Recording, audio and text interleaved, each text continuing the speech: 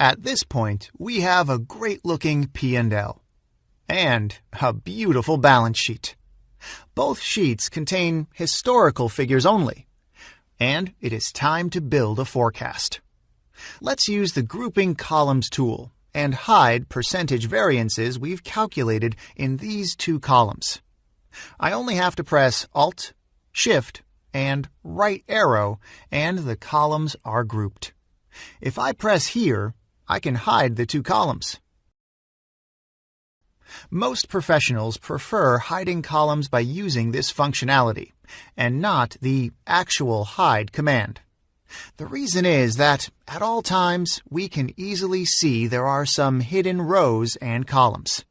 This is where we'll have our forecast. Let's make it clear by highlighting a cell above this area and labeling it Forecast.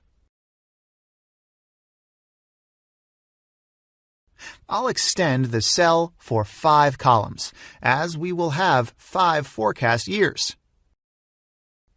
Good. Let's copy the formatting of one of the columns of the P&L and use Paste Special Formats to have it across all 5 forecast columns. Okay, that's perfect. The years we will have in our forecast period are 2017, 2018, 2019, 2020, and 2021. In addition, I would like to copy the formulas of all subtotal and total lines, as these will be used here.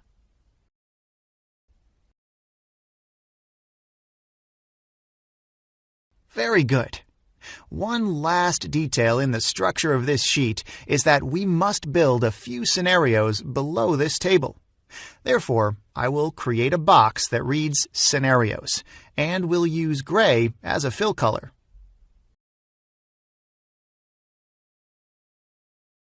Okay, perfect. We are ready to build forecast scenarios. I'll add 2 blank rows above the table. And we'll include a scenario switch box here. Let's use a distinctive color. I like this one. Okay, this is where we will choose the current scenario from. Let's add a border and emphasize this cell even more. Perfect. The 3 financials we will forecast here are revenues, COGS, and OPEX. D&A and interest expenses will be forecasted on separate sheets, where we will carry out detailed calculations. The driver we will use to forecast revenues is percentage revenue growth.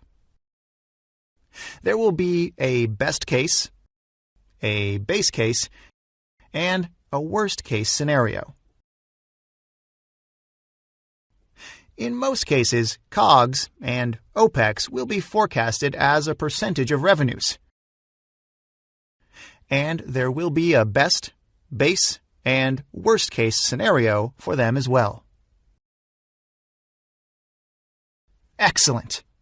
I'll use data validation to add the 3 scenarios in this cell. We should be able to choose from a best, base, and a worst case scenario. In our next video, we'll learn how to build dynamic scenarios and fill in the numbers in the P&L table according to the scenario selected. This will do for now. Thanks for watching.